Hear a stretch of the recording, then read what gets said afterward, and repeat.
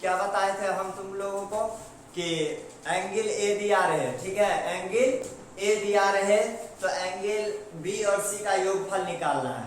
इससे पहले की सवाल में बताए थे हम क्या, एंगल ए बी दिया है तो एंगल सी निकालना है, या एंगल बी सी दिया है ए निकालना है, या ए सी दिया है बी निकालना है। कोई दो को दिया रहे तीसरा निकालना है। लेकिन इसमें अगला सवाल क्या है कि कोई एक एंगल दिया हुआ है और दोनों का योगफल बोल रहा है निकालने के लिए, दोनों का योगफल। जैसे कि यहाँ पे देखिए एंगल ए बराबर 17 डिग्री दिया हुआ है तो एंगल बी और सी का योगफल बोल रहा है निकालने के लिए। योगफल का मतलब होता है जोड़, क्या होता है जोड़, दोनों का जोड़ बोल रहा है, जोड़ के कितना होगा सो निकालने के लिए। जैसे कि मालूम है यहाँ पे ये फॉर्मूला में बताए हैं angle A angle B angle C मिलकर 180 डिग्री होता है। ठीक उसी प्रकार से angle A plus angle B plus angle C बराबर 180 डिग्री लेंगे। एंगल ए दिया हुआ है 70 डिग्री प्लस एंगल बी दिया हुआ है वाट, क्या दिया हुआ है वाट, यानी और एंगल सी बराबर कितना दिया हुआ है वाट, यानी 180 डिग्री। इस 70 इस साइड चल जाएगा, माइनस में हो जाएगा ना, तो angle B plus angle C बच जाएगा। 180 माइनस 70 डिग्री बच जाएगा angle B plus angle C बराबर 110 डिग्री। ठीक है, यानी इस दोनों का योगफल 110 डिग्री आ गया, यानी एंगल बी और एंगल सी का योगफल कितना आ गया 110 डिग्री आ गया।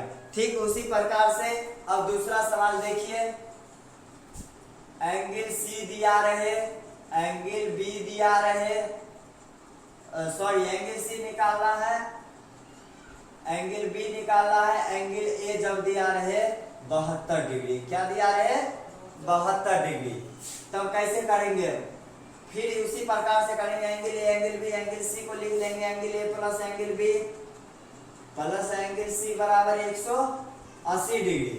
ठीक है जी। अब इसको क्या करेंगे, एंगल ए का मान दिया हुआ है 72 डिग्री जी, 72 degree plus angle B plus angle C बराबर 180 डिग्री।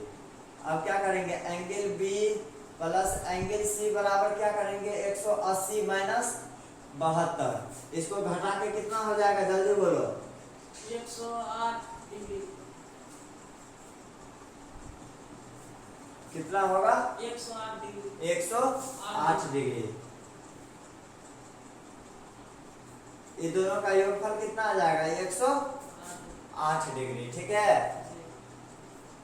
तो समझ में आ गया कि जब एगो एंगल दिया रहे तो दोनों का योगफल कैसे निकालते हैं, दो को दिया रहे तो तीसरा का कैसे निकालते हैं, समझ में आ गया होगा। चलो अब चलते हैं आगे की ओर। आगे क्या है मेरा अगला सवाल, बताया है कि अगला सवाल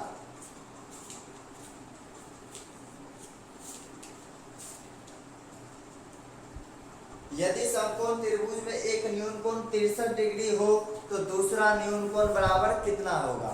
यानी बता रहा है कि एक न्यून कोण 63 डिग्री दिया हुआ है, कितना दिया हुआ है 63 डिग्री दिया हुआ है, तो दूसरा न्यून कोण यानी बोल रहा है दूसरा न्यून कोण कितना दिया हुआ है, तो एक न्यून कोण बराबर कितना होता है मालूम है।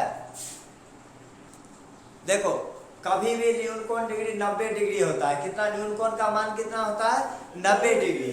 जबकि हमको दे दिया है तीसरा सवाल यानी एक का सी में दे दिया है कि एक 63 डिग्री दिया हुआ है न्यून कोण। ठीक है, पहला 63 डिग्री दिया हुआ है तो दूसरा कोण का बोल रहा है मान निकालने के लिए, तो डायरेक्ट इसमें 90 डिग्री दिया रहता है न्यून कोण, तो 90 में से 63 डिग्री को क्या करना है घटा देना है, घट के कितना हो जाएगा 27 डिग्री, कितना हो जाएगा 27 डिग्री। यानी न्यून कोण का मान होता है 90 डिग्री, जिसमें हमको दिया हुआ है 63 डिग्री दिया हुआ है, यानी पूछ रहा है जो दूसरा न्यून कोण डिग्री कितना होगा, न्यून कोण कितना डिग्री का होगा, तो जब 90 डिग्री का होता है और 63 दिया हुआ है तो दोनों को घटा के जितना आएगा वो दूसरा न्यून कोण हो जाएगा। ठीक है, चलो अब चलते हैं अगला सवाल की ओर। अगला सवाल 2 नंबर में क्या है, किसी त्रिभुज के तीनों कोण के माप का योग। अब बताइए त्रिभुज के तीनों कोण का माप कितना होता है 180 डिग्री बताए हैं, angle A angle B plus angle C बराबर कितना डिग्री होता है 180 डिग्री होता है। उसी प्रकार से दूसरा सवाल दिया है दूसरा का बी नंबर, किसी त्रिभुज में अधिक से अधिक किसी त्रिभुज में अधिक से अधिक डॉट अधिक कोण हो सकते हैं, ठीक है। जैसे कि यहाँ पे बताए हैं जो अधिक कोण किसे कहते हैं, तो अधिक कोण देखो, जब किसी त्रिभुज का एक कोण अधिक कोण हो तो उसे अधिक कोण त्रिभुज कहते हैं। बगल में एक अधिक कोण त्रिभुज का चित्र है। त्रिभुज एबीसी में एंगल एबीसी की माप 90 डिग्री से अधिक है, यानी बता रहा है कि एंगल एबीसी का मान जो है कितना से अधिक है, 90 डिग्री से अधिक है, ठीक है, 90 डिग्री से अधिक है। तो दूसरा का बी में इसका आंसर हो जाएगा 1। क्या हो जाएगा? 1। यानी बताया है क्या, देखो किसी त्रिभुज में अधिक से अधिक कोण हो सकता है। अधिक कोण एक हो सकता है ना, अधिक कोण एक होगा। फिर सी में है किसी त्रिभुज में कम से कम न्यून कोण कितना हो सकता है। कम से कम न्यून कोण कितना होगा? 2 मान के चलो, देखो न्यून कोण का मान कितना होता है? 90 डिग्री होता है। 90 डिग्री होता है। अगर एगो दिया रहे, कुछ भी दिया रहे, मान के चलो 10 20 30 किछो दिया रहे, तो दूसरा निकालना है तो 90 में से घटा देंगे, दूसरा निकल जाएगा, इसलिए 2 ही न्यून कोण बनेगा, ठीक है। उसके बाद चौथा है, यानी 2 का डी नंबर है, किसी त्रिभुज में न्यून कोण की महत्तम संख्या कितनी होती है। यानी महत्तम संख्या कितनी होती है? 2 होती है। कितना होती है? 2।